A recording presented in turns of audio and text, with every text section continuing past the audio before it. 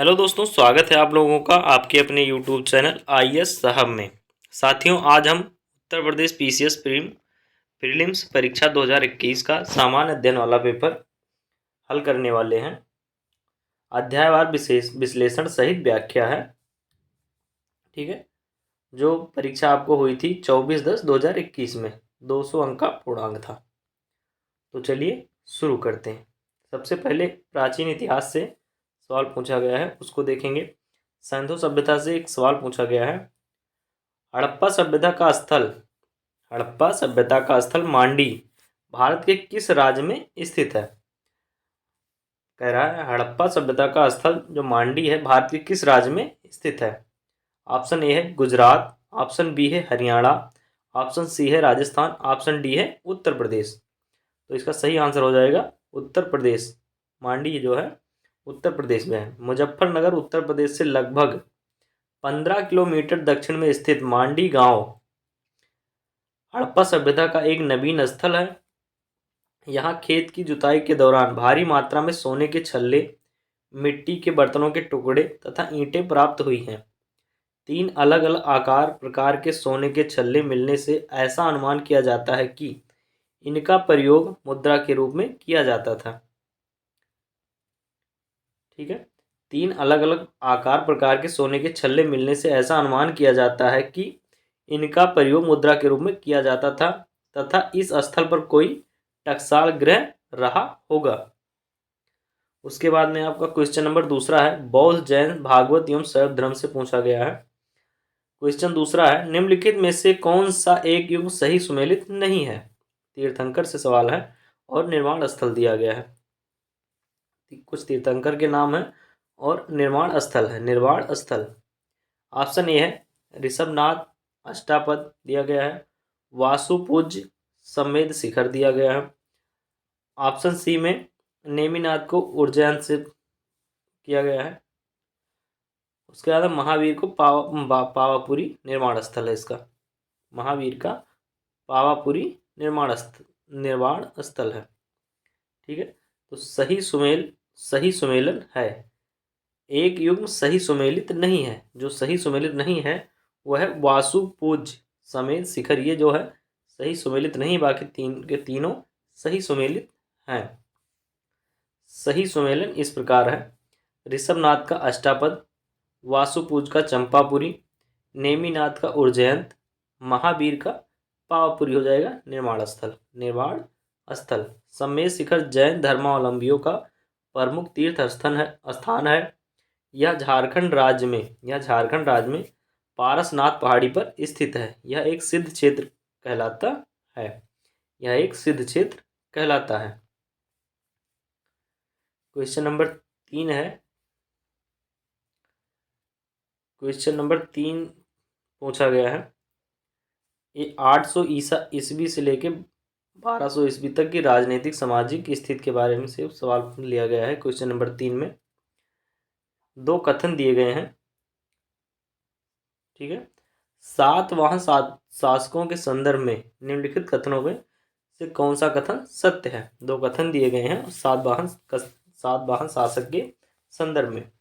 कह रहा है, पहला कथन कह रहा है सातवाहन नरेश प्राकृत भाषा के पोषक थे। दूसरा कथन कह रहा है सातवाहन काल में कला के लोक पक्ष को अधिक प्रोत्साहन मिला। सातवाहन काल में कला के लोक पक्ष को अधिक प्रोत्साहन मिला। नीचे दिए गए कूट से सही उत्तर चुनिए। केवल एक सही है, केवल 1 और 2 दोनों सही है, केवल 2 सही है, या फिर ना 1 सही है और ना 2 सही है। तो इसका सही आंसर हमें बताना है। 1 और 2 दोनों सही है। ठीक है, यहाँ 1 और 2 दोनों सही है। सातवाहन नरेश प्राकृत भाषा के पोषक थे, बिल्कुल सही कह रहा है। सातवाहन काल में कला के लोक पक्ष को अधिक प्रोत्साहन मिला, ये भी सही है। ठीक है, मौर्य काल के पतन के बाद दक्कन में सातवाहनों की सत्ता स्थापित हुई। मौर्य काल के पतन के बाद दक्कन में सातवाहनों की सत्ता स्थापित हुई। गौतमीपुत्र सातकर्णी ने इस वंश को सर्वोच्च शिखर पर पहुंचा दिया। गौतमीपुत्र सातकर्णी ने इस वंश को सर्वोच्च शिखर पर पहुंचा दिया। सातवाहनों ने प्राकृत भाषा को संरक्षण दिया तथा सातवाहन राजा हाल ने प्राकृत भाषा में गाथा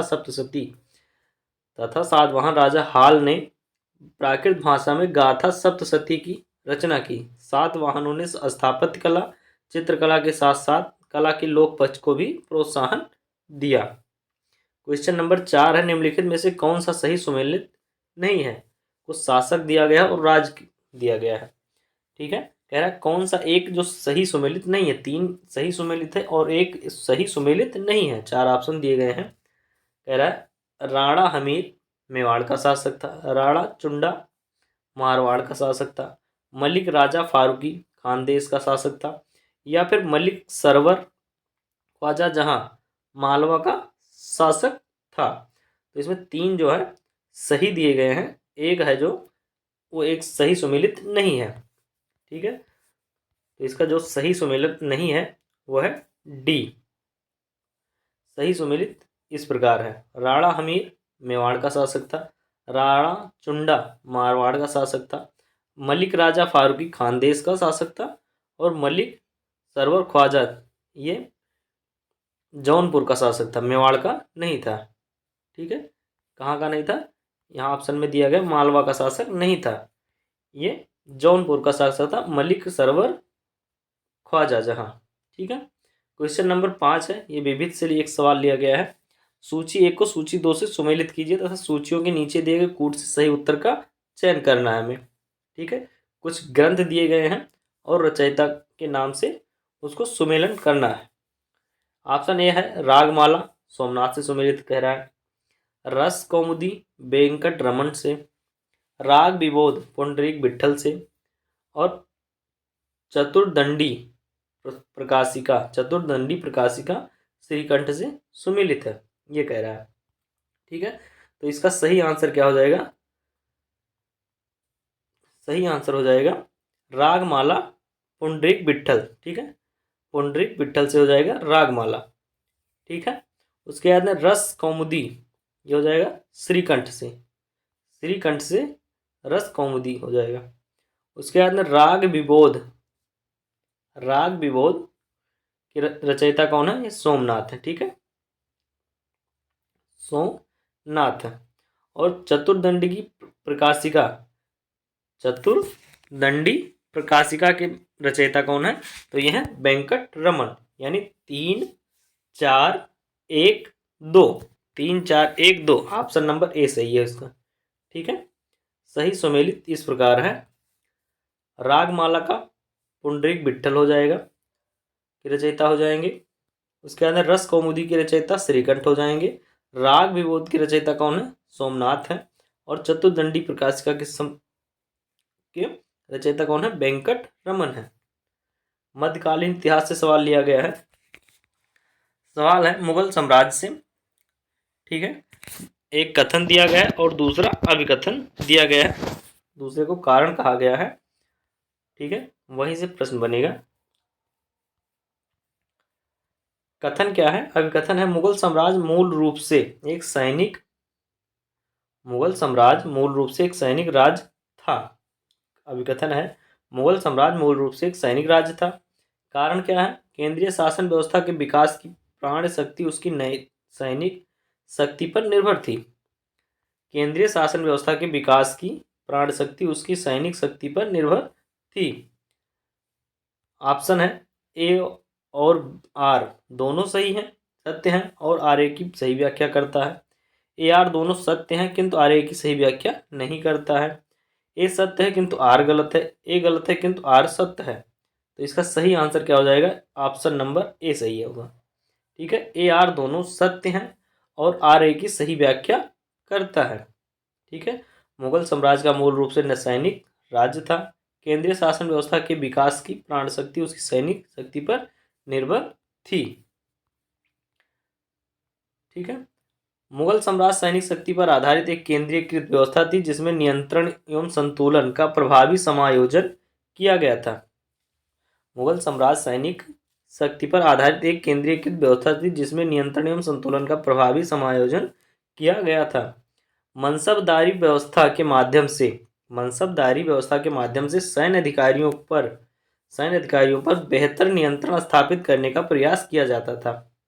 मनसबदारी व्यवस्था के माध्यम से सैन्य अधिकारियों पर बेहतर नियंत्रण स्थापित करने का प्रयास किया जाता था। मुगल काल में सैन्य प्रशासन का प्रमुख मीर बख्शी होता था। मुगल काल में सैन्य प्रशासन का प्रमुख कौन होता था? मीर बख्शी होता था।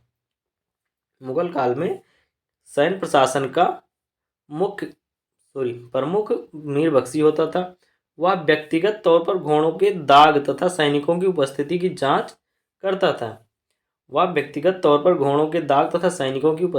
जांच करता था। अतः प्रश्न में दिए गए अभिकथन की पुष्टि कारण कर रहा है, इसलिए दोनों विकल्प सही हैं।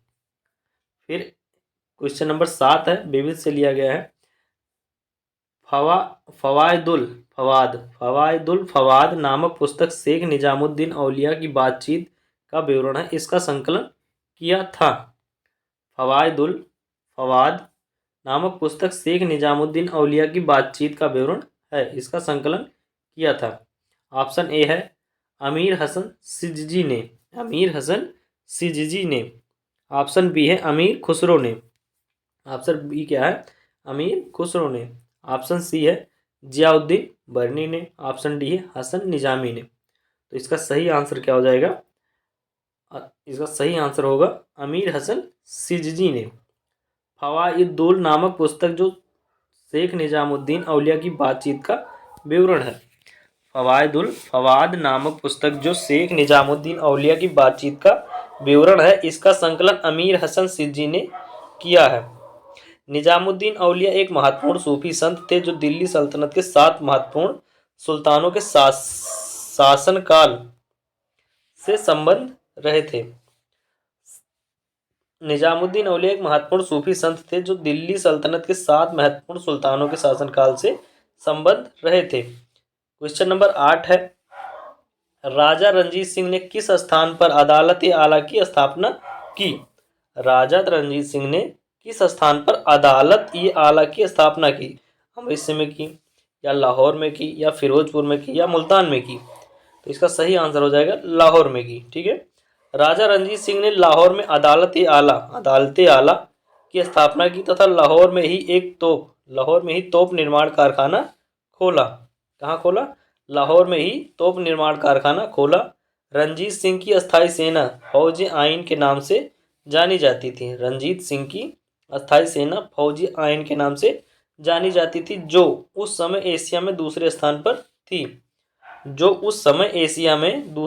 पर थी। राजा रणजीत सिंह अमृतसर में स्थित हरमंदिर साहिब को स्वर्ण मंदिर में परिवर्तित किया था। राजा रणजीत सिंह अमृतसर में स्थित हरमंदिर साहिब को स्वर्ण मंदिर में परिवर्तित किया था। ठीक है, अब आधुनिक इतिहास से प्रश्न पूछे गए हैं कुछ। ठीक है, उनको देख लेते हैं। सामाजिक सांस्कृतिक जनजागृति निम्न जाति मजदूर संघ किसान आंदोलन एवं अन्य आंदोलनों से प्रश्न पूछे गए हैं, उनको देखेंगे। क्वेश्चन नंबर 9 है, भारतीय इतिहास के संदर्भ में बायकॉम सत्याग्रह के संबंध में निम्नलिखित कथनों में से कौन सा सही है? कथन 1 है, यह अस्पृश्यता और जातिगत भेदभाव के विरुद्ध एक सत्याग्रह था। कथन 2 है, महात्मा गांधी ने इस सत्याग्रह में भाग लिया था। नीचे दिए कूट का सही प्रयोग कर उत्तर चुनिए। कथन 1 है, यह अस्पृश्यता और जातिगत भेदभाव के लिए विरुद्ध एक सत्याग्रह था। कथन 2 है, महात्मा गांधी ने इस सत्याग्रह में भाग लिया था। ठीक है, ऑप्शन है केवल एक सही है, केवल दो सही है, एक और दो दोनों सही है, ना तो एक सही है ना तो दो सही है। तो इसका सही आंसर हो जाएगा एक और दो दोनों सही हैं। बायकॉम सत्याग्रह 1924 में 1924 ईस्वी में केरल के त्रावणकोर में चलाया गया एक अस्पृश्यता और जातिगत भेदभाव के विरुद्ध आंदोलन था। इस आंदोलन का नेतृत्व टी.के. माधवन के केलप्पन तथा के.पी. केशव मेनन जैसे नेताओं ने किया था। इस आंदोलन का नेतृत्व टी.के. माधवन के केलप्पन तथा के.पी. केशव मेनन जैसे नेताओं ने किया था। इस सत्याग्रह को महात्मा गांधी जी ने अपना समर्थन दिया था। इस सत्याग्रह को महात्मा गांधी जी ने इस सत्याग्रह को गांधी जी ने अपना समर्थन दिया तथा 1925 ईस्वी में इस क्षेत्र का दौरा किया। क्वेश्चन नंबर 10 है, प्रमुख संस्थाएं, संधियां, आयोग और अधिनियम से सवाल पूछे गए हैं। निम्नलिखित में से किसने कभी भी भारतीय राष्ट्रीय कांग्रेस के किसी भी अधिवेशन की अध्यक्षता नहीं की? निम्नलिखित में से किसने कभी भी भारतीय राष्ट्रीय कांग्रेस के किसी भी अधिवेशन की अध्यक्षता नहीं की है? ऑप्शन ए है लाला लाजपत राय ने, ऑप्शन बी है बाल गंगाधर तिलक ने, ऑप्शन सी है गोपाल कृष्ण गोखले ने, या फिर ऑप्शन डी है सुभाष चंद्र बोस ने। तो इसका सही आंसर हो जाएगा option number B.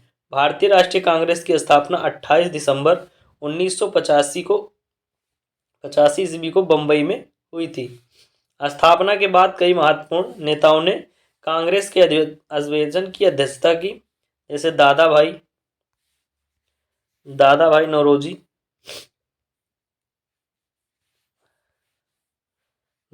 Naoroji, Gopal Krishna Gokhale, Surendra नाथ बनर्जी, लाला लाजपत राय, गांधी जी, सुभाष चंद्र बोस आदि बड़े नेताओं में सिर्फ बाल गंगाधर तिलक ने ही भारतीय राष्ट्रीय कांग्रेस के किसी भी अधिवेशन की अध्यक्षता नहीं की थी। क्वेश्चन नंबर 11 है, निम्नलिखित में से 1926 में गठित नौजवान सभा का प्रारंभिक सदस्य कौन नहीं था?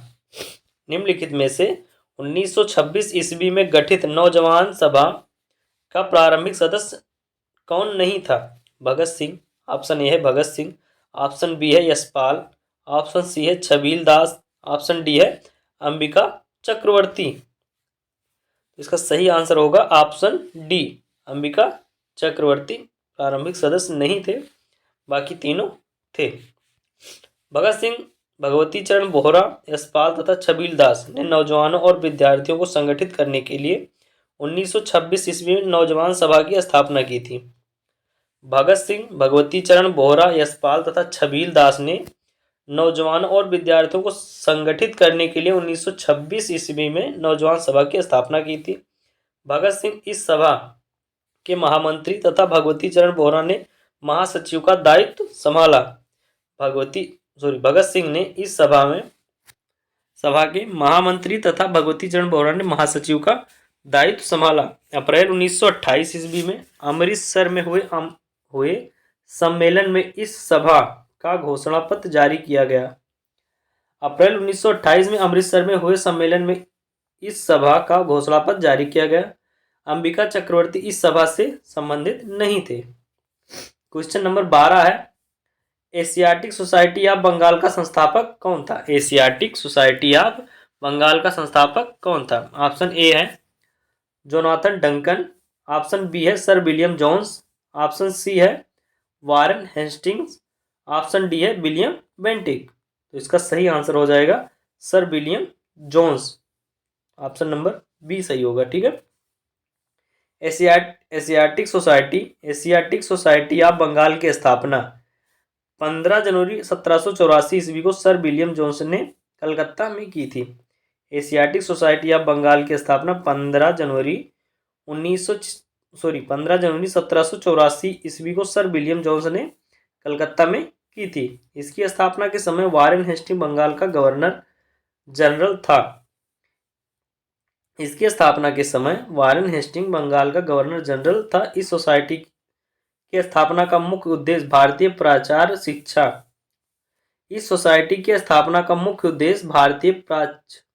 शिक्षा, साहित्य व ग्रंथों का अनुवाद आंग्ल भाषा में करना था। इस सोसाइटी की स्थापना का मुख्य उद्देश्य भारतीय प्राच्य शिक्षा, साहित्य एवं ग्रंथों का अनुवाद आंग्ल भाषा में करना था।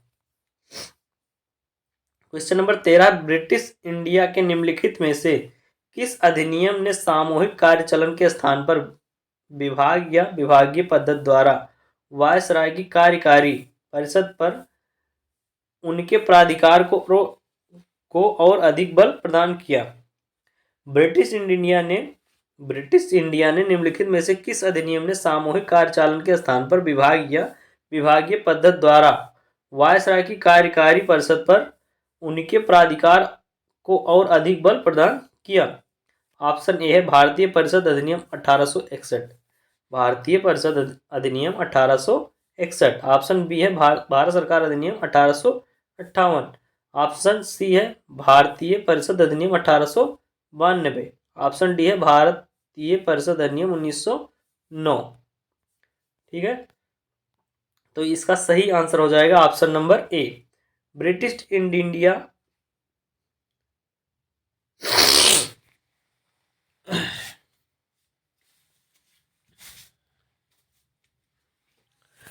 ब्रिटिश ब्रिटिश इंडिया भारतीय परिषद अधिनियम 1861 ने सामूहिक कार्यचलन के स्थान पर विभाग या विभागीय पद्धति द्वारा वायसराय की कार्यकारी परिषद पर उनके प्राधिकार को और अधिक बल प्रदान किया। 1861 के अधिनियम के समय लॉर्ड कैनिंग भारत का वायसराय था। 1861 के अधिनियम के समय लॉर्ड कैनिंग भारत का वायसराय था। कैनिंग को ही भारत में विभागीय प्रणाली के आरंभकर्ता के रूप में माना जाता है। कैनिंग को ही भारत में विभागीय प्रणाली के आरंभकर्ता के रूप में माना जाता है।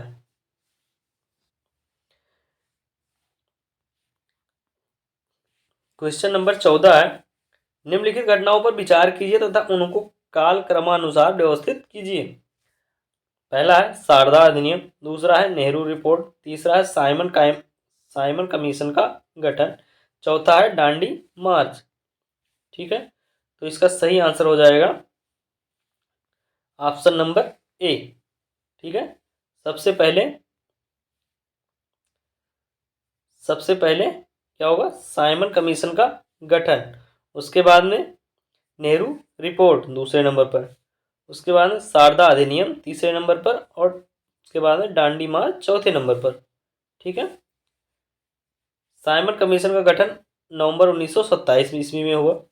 नेहरू रिपोर्ट अगस्त 1928 को प्रकाशित हुई। ठीक है, नेहरू रिपोर्ट अगस्त 1928 को। शारदा अधिनियम कब लागू हुआ, तो यह 28 सितंबर 1929 ईस्वी, 28 सितंबर 1929। दांडी मार्च 12 मार्च 1930 ईस्वी से, दांडी मार्च 12 मार्च 1930 ईस्वी। समाचार पत्र एवं पत्रिकाएं के बारे में क्वेश्चन है। Question number 15, poverty and un British rule in India नामक पुस्तक किस वर्ष प्रकाशित हुई। Poverty and un British rule in India नामक पुस्तक किस वर्ष प्रकाशित हुई। ऑप्शन ए है 1900 ईस्वी, ऑप्शन बी है 1901 ईस्वी, ऑप्शन सी है 1902 ईस्वी, ऑप्शन डी है 1903 ईस्वी। तो इसका सही आंसर हो जाएगा 1901 ईस्वी। भारत के आरंभिक राष्ट्रवादियों में दादा भाई नौरोजी का महत्वपूर्ण स्थान है। इन्हें grand old man of India भी कहा जाता है। भारत के आरंभिक राष्ट्रवादियों में दादा भाई नौरोजी का महत्वपूर्ण स्थान है। इन्हें grand old man of India भी कहा जाता है। 1901 ईस्वी में प्रकाशित poverty and un British rule in India इनकी सबसे महत्वपूर्ण पुस्तक है। दादा भाई नौरोजी राष्ट्रीय कांग्रेस के 3 बार अध्यक्ष भी रहे हैं।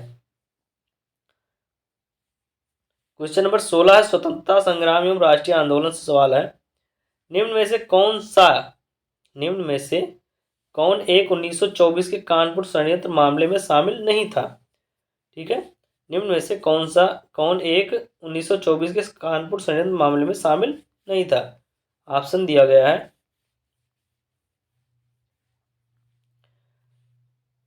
मुजफ्फर अहमद, ऑप्शन ए है मुजफ्फर अहमद, ऑप्शन बी है नालिनी गुप्ता, ऑप्शन सी है शौकत उस्मानी, ऑप्शन सी है शौकत उस्मानी, ऑप्शन डी है M.A. अंसारी। तो इसका सही आंसर हो जाएगा M.A. अंसारी। 1920 के दशक में भारत में समाजवादी तथा मार्क्सवादी विचारधारा का उदय हुआ, जो रूसी क्रांति 1917 से काफी हद तक प्रभावित था। 17 मार्च 1924 के कानपुर षड्यंत्र का मामला भारत में कम्युनिस्टों की क्रांतिकारी गतिविधियों से संबंधित था। कानपुर षड्यंत्र में मुजफ्फर अहमद, नालिन गुप्ता, शौकत उस्मानी, S.A. डोंगे शामिल थे। इन सभी पर आरोप लगाया गया था कि ये सभी हिंसक क्रांति द्वारा ब्रिटिश भारत की संप्रभुता के प्रतीक राजा सम्राट को पूरी तरह से वंचित करने की मांग कर रहे थे। M.A. अंसारी कानपुर षड्यंत्र में शामिल नहीं थे। M.A. अंसारी कानपुर षड्यंत्र में शामिल नहीं थे। क्वेश्चन नंबर 17 है, उस विदेशी पत्रकार का नाम बताइए जिसने धरसना साल्ट वर्क्स पर सत्याग्रह के बारे में समाचार दिए। उस विदेशी पत्रकार का नाम बताइए जिसने धरसना साल्ट वर्क्स पर सत्याग्रह के बारे में समाचार दिए। ऑप्शन ए है फ्रांसिस लुई, ऑप्शन बी है मार्क टुली, ऑप्शन सी है बेव मिलर, ऑप्शन डी है फिलिप स्प्रेट। तो इसका सही आंसर हो जाएगा बेव मिलर। सविनय अवज्ञा आंदोलन 1930 ईस्वी के दौरान सरोजनी नायडू, इमाम साहब मणिकलाल के नेतृत्व में 21 मई 1930 ईस्वी को लगभग 25,000 स्वयंसेवकों ने धरसना नामक नमक कारखाने पर धावा बोला, जहां इन्हें लाठियों से पीटा गया।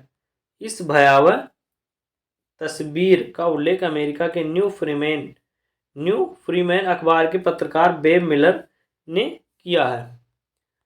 क्वेश्चन नंबर 18 है, निम्नलिखित विदेशी यात्रियों को उनके भारत आने के काल क्रमानुसार व्यवस्थित कीजिए। आप पहला है विलियम हॉकिंस, दूसरा है रॉल्फ फिच, तीसरा है सर थॉमस रो, चौथा है निकोलस डाउंटन। ठीक है, ऑप्शन ए है 2 1 4 3, ऑप्शन बी है 4 2 1 3, ऑप्शन सी है 1 2 3 4, ऑप्शन डी है 3 2 4 1। ठीक है, तो इसमें सही आंसर हो जाएगा option number A. Option number A कौन सा है? तो यह 2 1 4 3, 2 1 4 3। पहले रॉल्फ फिच, फिर विलियम हॉकिंस, फिर निकोलस डाउंटन, फिर सर थॉमस रो। ठीक है, सही सुमेलित इस प्रकार है, रॉल्फ फिच 1583 ईस्वी, विलियम हॉकिंस 1608 ईस्वी, निकोलस डाउंटन 1613 ईस्वी और सर थॉमस रो 1614 ईस्वी। ठीक है, अब भारत के भूगोल से प्रश्न पूछा गया है, भौतिक संरचना, अपवाद तंत्र और मानव भूगोल से। ठीक है, क्वेश्चन नंबर 19 है, नीचे दो कथन दिए गए हैं जिसमें से एक को अभिकथन ए कहा गया है तथा दूसरे को आर कहा गया है। अभिकथन क्या कह रहा है? तीस्ता नदी पहले गंगा की सहायक नदी थी, आजकल वह ब्रह्मपुत्र की सहायक नदी है। तीस्ता नदी पहले गंगा की सहायक नदी थी, आजकल वह ब्रह्मपुत्र की सहायक नदी है। कारण क्या है? नदी अपहरण हिमालय की नदियों का एक प्रमुख गुण है। नदी अपहरण हिमालय की नदियों का एक प्रमुख गुण है। ऑप्शन ए है, ए आर दोनों सत्य हैं और आर ए की सही व्याख्या करता है। ए बी दोनों सत्य हैं किंतु आर ए की सही व्याख्या नहीं करता है। सी सत्य है किंतु आर गलत है। डी गलत है किंतु आर सत्य है। तो इसका सही आंसर हो जाएगा ए और बी दोनों सही हैं। ठीक है, यानी ए और आर दोनों सही हैं और व्याख्या भी करता है। नदी अपहरण हिमालय की नदियों का एक प्रमुख गुण है। नदी अपहरण हिमालय की नदियों का एक प्रमुख गुण है। इसका सर्वोत्तम उदाहरण तीस्ता नदी है, जो पहले गंगा नदी की सहायक नदी थी। परंतु 1787 की आकस्मिक बाढ़ में तीस्ता नदी अपना मार्ग बदलकर वर्तमान में ब्रह्मपुत्र की सहायक नदी है। परंतु 1787 के आकस्मिक बाढ़ में तीस्ता नदी अपना मार्ग बदलकर वर्तमान में ब्रह्मपुत्र की सहायक नदी है। तीस्ता नदी ब्रह्मपुत्र की सबसे पश्चिमी दाहिनी तट की सहायक नदी है। तीस्ता नदी ब्रह्मपुत्र की सबसे पश्चिमी दाहिनी तट की सहायक नदी है, जो कंचनजंगा से निकलकर दार्जिलिंग की पहाड़ियों से प्रभावित होते हुए आगे बढ़ती है, जिसमें रांगपो, संगीत तथा सेवक जैसी सहायक नदियां आकर मिलती हैं। अतः स्पष्ट है ए आर दोनों सत्य हैं और आर ए की सही व्याख्या करता है। क्वेश्चन नंबर है 20, सूची 1 को सूची 2 से सुमेलित कीजिए तथा सूचियों के नीचे दिए गए कूट से सही उत्तर चयन कीजिए। भारत के राज्य दिए गए हैं और सबसे ऊंची चोटी दी गई है। ऑप्शन ए है तमिलनाडु, ऑप्शन बी है राजस्थान और ऑप्शन सी है नागालैंड, ऑप्शन डी है मध्य प्रदेश। ठीक है, सबसे ऊंची चोटी बताना है, मिलान करना है कौन कहाँ है। ठीक है, तो गुरु शिखर चोटी, डोडा बेटा चोटी। ठीक है, तो ऑप्शन नंबर डी इसका सही हो जाएगा। 4-3-2-1, 4-3-2-1। तमिलनाडु में है डोडा बेटा, बेट्टा चोटी। उसके अंदर 4-3-2-1। फिर राजस्थान में गुरु शिखर चोटी, गुरु शिखर चोटी है। उसके अंदर नागालैंड में है, नागालैंड में कौन सी है, तो ये सारामती चोटी, सारामती चोटी। मध्य प्रदेश में है धूपगढ़ चोटी। 4-3-2-1। प्रश्नगत भारत के राज्यों में उनमें स्थित सभी ऊंचे चोटी का सही सुमेलन इस प्रकार है। तमिलनाडु में डोडा बेट्टा चोटी, राजस्थान में गुरु शिखर चोटी, नागालैंड में सारामती चोटी और मध्य प्रदेश में धूपगढ़ चोटी। क्वेश्चन नंबर 21 है, भारतवर्ष में खारे पानी की सबसे बड़ी झील है। ऑप्शन ए है चिल्का झील है, ऑप्शन बी है सांभर झील है, ऑप्शन सी है लोनार है, ऑप्शन डी है बुल्लर है। ठीक है, तो इसका सही आंसर हो जाएगा सांभर। भारतवर्ष में खारे पानी की सबसे बड़ी झील कौन सी है, जो कि सांभर है।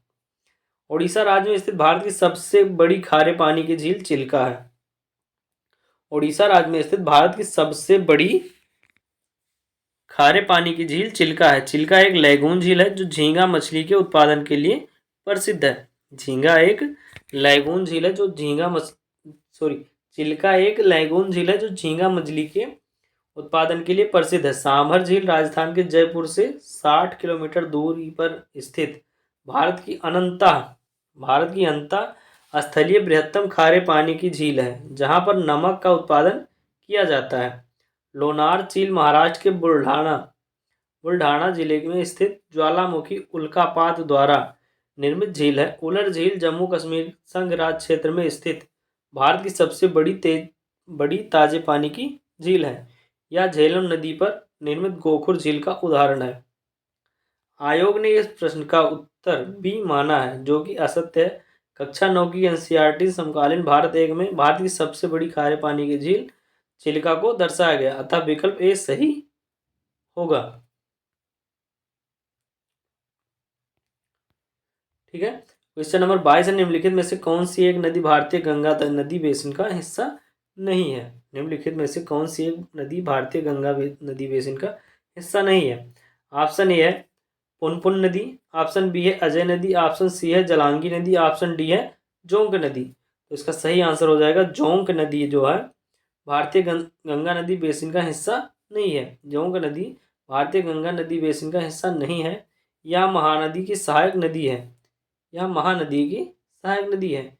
इसका उद्गम सोनबेरा पठार उड़ीसा से होता है। इसका उद्गम सोनबेरा पठार उड़ीसा से होता है। इसका प्रभाव क्षेत्र उड़ीसा के नुआपाड़ा और बरगढ़ जिला तथा छत्तीसगढ़ के महासमुंद तथा बलौदा बाजार का क्षेत्र है। अन्य पुनपुन नदी, अजय नदी तथा जलांगी नदी गंगा नदी बेसिन का हिस्सा है।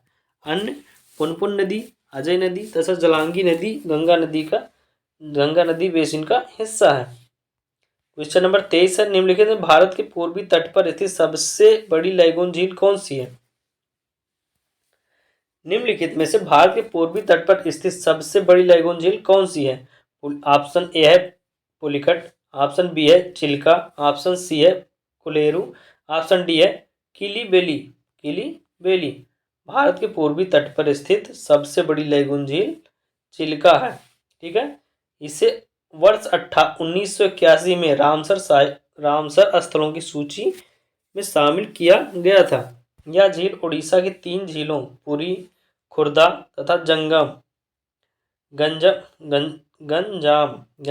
गंजाम जिलों में विस्तृत है। पुलिकट झील आंध्र प्रदेश तथा तमिलनाडु की सीमा पर स्थित खारे पानी की झील है। कोलेरू झील का संबंध आंध्र प्रदेश से तथा किलीबेली झील का संबंध तमिलनाडु राज्य से है।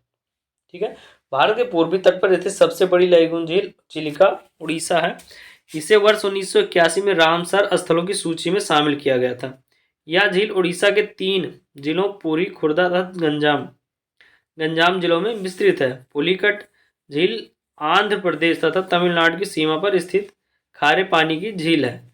कुलेरू झील का संबंध आंध्र प्रदेश तथा किलीवेली झील का संबंध तमिलनाडु राज्य से है। क्वेश्चन नंबर 24 पूछा गया, मानसून वन मिट्टी सिंचाई परियोजना कृषि आदि के से लिया गया क्वेश्चन। ठीक है, निम्नलिखित में से कौन सा सही सुमेलित नहीं है? निम्नलिखित में से कौन सा सही सुमेलित नहीं है? ऑप्शन ए है हुंड्रू जलप्रपात, ऑप्शन बी है चचाई जलप्रपात। ये बताना है कौन सी नदी पर है।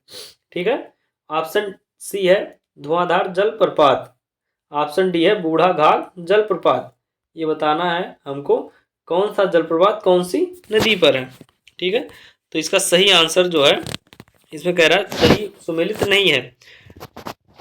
ठीक है, हुंड्रू जलप्रपात स्वर्ण रेखा नदी पर स्थित है, चचाई जलप्रपात बीहड़ नदी पर स्थित है और धुआंधार जलप्रपात नर्मदा नदी पर स्थित है। लेकिन जो ऑप्शन डी है बूढ़ा घाघ जलप्रपात कांची नदी पर, ये गलत दिया गया है।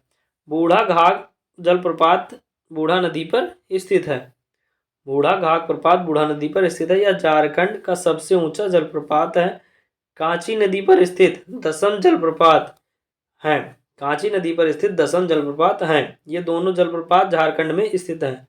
जबकि अन्य हुंड्रू जलप्रपात स्वर्ण रेखा नदी झारखंड, चचाई जलप्रपात बीहड़ नदी मध्य प्रदेश तथा धुआंधार जलप्रपात नर्मदा नदी मध्य प्रदेश सही सुमेलित है।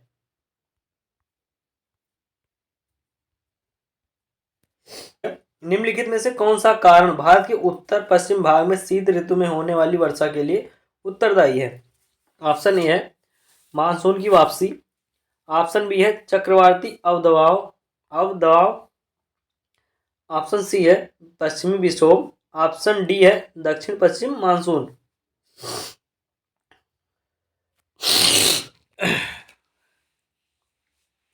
सी पश्चिमी विक्षोभ। पश्चिमी विक्षोभ पूर्वी मध्य सागर में उत्पन्न होते हैं, पूर्वी भूमध्य सागर में उत्पन्न होते हैं और पूरब की ओर चलते हुए पश्चिमी एशिया, ईरान, अफगानिस्तान तथा पाकिस्तान को पार करके भारत के उत्तर पश्चिमी भागों में पहुंचते हैं। उत्तर में कैस्पियन सागर तथा दक्षिण में ईरान की खाड़ी से गुजरते समय ये आर्द्रता ग्रहण कर लेते हैं। पश्चिमी जेट प्रवाह इन अवदाबों को भारत की ओर उन्मुख करने में महत्वपूर्ण भूमिका निभाते हैं, जिससे ये शीतकाल में पंजाब, हरियाणा, दिल्ली तथा पश्चिमी उत्तर प्रदेश तथा उत्तरी भारत के मैदानों में कुछ वर्षा करते हैं, जो रबी की फसल के लिए लाभदायक होती है।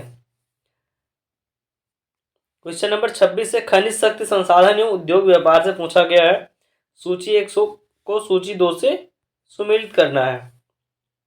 ठीक है, कुछ खनिज अन्वेषण अभिकरण है और मुख्यालय उसका पूछा गया है कहाँ है। ठीक है, पहला है तेल व प्राकृतिक गैस आयोग। तेल व प्राकृतिक गैस आयोग कहाँ बताया गया? भुवनेश्वर। खनिज अन्वेषण निगम लिमिटेड हैदराबाद। उसके बाद में है राष्ट्रीय खनिज विकास निगम, ये बताया गया है नागपुर। उसके बाद में है राष्ट्रीय एल्युमिनियम कंपनी लिमिटेड नई दिल्ली। तो इसको हमें मिलान करना है। ठीक है, क्या करना है? मिलान करना है, इसका सही से मिलान करना है। तो इसका आंसर हो जाएगा ऑप्शन नंबर सी 4321।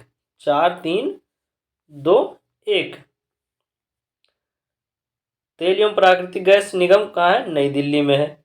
उसके बाद में खनिज अन्वेषण निगम लिमिटेड, ये नागपुर में है।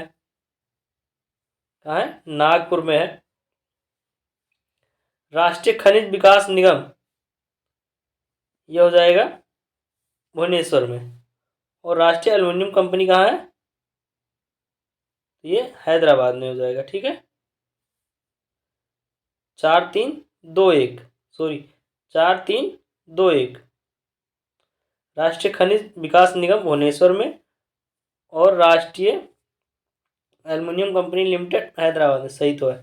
ठीक है, ये हो जाएगा।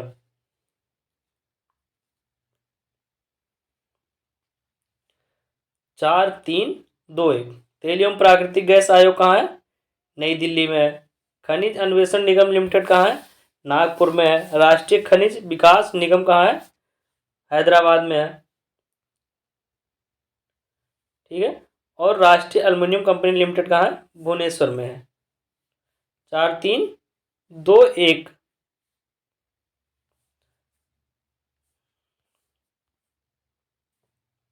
ऑप्शन नंबर सी सही है। तेल एवं प्राकृतिक गैस आयोग कहाँ है? नई दिल्ली। नई दिल्ली इसका मुख्यालय है। खनिज अन्वेषण निगम लिमिटेड का मुख्यालय कहाँ है? नागपुर में। राष्ट्रीय खनिज विकास निगम का मुख्यालय कहाँ है? हैदराबाद में। राष्ट्रीय एल्युमिनियम कंपनी लिमिटेड का मुख्यालय कहाँ है? भुवनेश्वर में है। ठीक है, क्वेश्चन नंबर 27 है, एनटीपीसी की सिंगरौली स्थित इकाई के संदर्भ में निम्नलिखित में से कौन सा कथन सही है? एनटीपीसी की सिंगरौली स्थित इकाई के संदर्भ में निम्नलिखित में से कौन सा कथन सही है? यह छत्तीसगढ़ राज्य के उत्तरी भाग में स्थित है। यह एनटीपीसी की सबसे पुरानी इकाई है। ऑप्शन दिया गया है, केवल एक सही है, केवल दो सही है, केवल एक और दोनों सही है, केवल एक, केवल दो, एक और दो दोनों, ना तो एक ना तो दो। इसका सही आंसर हो जाएगा केवल दो सही है। ठीक है, केवल जो दूसरा पॉइंट लिखा है, यह एनटीपीसी की सबसे पुरानी इकाई है, ये सही है। एनटीपीसी देश की अग्रणी विद्युत एनटीपीसी देश की अग्रणी विद्युत उत्पादक सार्वजनिक क्षेत्र की प्रमुख कंपनी है। एनटीपीसी की सिंगरौली स्थित इकाई की स्थापना वर्ष 1977 में किया गया था। सिंगरौली क्षेत्र मध्य प्रदेश की सीधी तथा उत्तर प्रदेश के सोनभद्र जिले में विस्तारित है। मध्य प्रदेश की सीधी तथा उत्तर प्रदेश के सोनभद्र जिले में विस्तारित है। इस क्षेत्र में 3 सुपर ताप विद्युत संयंत्र परियोजनाएं हैं, सिंगरौली, विंध्याचल तथा रिहंद। सिंगरौली, विंध्याचल तथा रिहंद। सिंगरौली तथा रिहंद संयंत्र उत्तर प्रदेश के सोनभद्र जिले में है, जबकि विंध्याचल संयंत्र मध्य प्रदेश के सिंधी सिंगरौली जिले में है। इन्हें रिहंद जलाशय तथा northern cold field company limited द्वारा पानी व कोयले की आपूर्ति की जाती है। यह एनटीपीसी की सबसे पुरानी इकाई है। उसके बाद विश्व के भूगोल से प्रश्न पूछा गया। क्वेश्चन नंबर 28 है, इंडोनेशिया के द्वीप समूहों में पश्चिम से पूर्व दिशा की ओर सही क्रम निम्नलिखित में से कौन सा है? इंडोनेशिया के द्वीप समूहों में पश्चिम से पूर्व दिशा की ओर सही क्रम निम्नलिखित में से कौन सा है? जावा, सुमात्रा, लोम्बेक, बाली। सुमात्रा, जावा, बाली, लोम्बेक। ऑप्शन सी है सुमात्रा, जावा, लोम्बेक, बाली। ऑप्शन डी है बाली, सुमात्रा, जावा, लोम्बेक। इसका सही आंसर क्या होगा? आंसर इसका हो जाएगा ऑप्शन नंबर बी सही होगा। इंडोनेशिया गणराज्य एशिया की मुख्य भूमि के दक्षिण पूर्वी सिरे इंडोनेशिया गणराज्य एशिया की मुख्य भूमि के दक्षिण पूर्वी सिरे और ऑस्ट्रेलिया महाद्वीप में स्थित है। इसके मुख्य द्वीप जो पश्चिम से पूर्व क्रमशः सुमात्रा, जावा, बाली, लोम्बेक, एरियन और जया हैं। इसके सुमात्रा द्वीप से 0 अक्षांश रेखा विषुवत रेखा गुजरती है। यह द्वीप इंडोनेशिया के क्षेत्रफल के आधार पर सबसे बड़ी द्वीप है। इंडोनेशिया की राजधानी जकार्ता जावा द्वीप पर स्थित है। इंडोनेशिया को मसालों का देश कहा जाता है। यह एक सिनकोना के उत्पादन में अग्रणी देश है। क्वेश्चन नंबर 29 है, निम्नलिखित में से कौन सा देश काला सागर के तट पर स्थित नहीं है? ऑप्शन ए है सीरिया, ऑप्शन बी है टर्की, ऑप्शन सी है जॉर्जिया, ऑप्शन डी है बुल्गारिया। इसका सही आंसर जो हो जाएगा ए होगा। ऑप्शन नंबर ए होगा। काला सागर के तट पर सीरिया स्थित नहीं है। काला सागर के पश्चिम में बुल्गारिया, रोमानिया, उत्तर पूर्व में रूस और यूक्रेन, दक्षिण में तुर्की है। काला सागर के पूर्व में जॉर्जिया तथा काकेशस पर्वतमाला स्थित है। क्वेश्चन नंबर 30 है, नोबी और कांतो मैदान निम्नलिखित में किस देश में स्थित है? नोबी और कांतो मैदान निम्नलिखित में से किस देश में स्थित है? ऑप्शन ए है उत्तर कोरिया में, ऑप्शन बी है दक्षिण कोरिया में, ऑप्शन सी है जापान में, या ऑप्शन डी है चाइना में। तो इसका सही आंसर हो जाएगा नोबी और कांतो मैदान जापान में स्थित है। नोबी का मैदान होन्शु द्वीप पर स्थित है। नोबी का मैदान होन्शु द्वीप पर स्थित है। यह तृतीय सघनतम जनसंख्या वाला क्षेत्र है। यह तृतीय सघनतम जनसंख्या वाला क्षेत्र है। नगोया इस प्रदेश का बृहत्तम नगर है। नगोया इस प्रदेश का बृहत्तम नगर है। नोबी मैदान क्षेत्र में चावल और सब्जियों की कृषि होती है। नोबी मैदान क्षेत्र में चावल और सब्जियों की कृषि होती है। कांतो मैदान होन्शु द्वीप के मध्य में स्थित है। कांतो मैदान जो है होन्शु द्वीप के मध्य में स्थित है। टोक्यो शहर इसी मैदान में स्थित है। ऑप्शन नंबर सी है, क्वेश्चन नंबर 31 है। सूची 1 को सूची 2 से मिलान करना है। ठीक है, ज्वालामुखी पर्वत दिए गए और देश से मिलान करना है। मिलान करना है हमें। ठीक है, ज्वालामुखी दिया गया और पर्वत दिया गया, देश दिया गया है। ज्वालामुखी दिया गया और देश दिया गया है, इसको मिलान करना है। इसका सही आंसर हो जाएगा ऑप्शन नंबर बी, 4 1 2 3। 4 1 2 3 का है। ठीक है, ज्वालामुखी पर्वत कहाँ है? माउंट रेनर यूएसए में है। माउंट एटना है इटली में। ठीक है, माउंट पेरिकुटीन है मैक्सिको में, और माउंट एपो है फिलीपींस में। माउंट एपो है फिलीपींस में। दोस्तों, आज के लिए इतना ही। बाकी ये दो एक पार्ट में और भी हम कंप्लीट करेंगे। पूरा ही 2021 का जो प्री वाला पेपर है उसमें कंप्लीट करेंगे।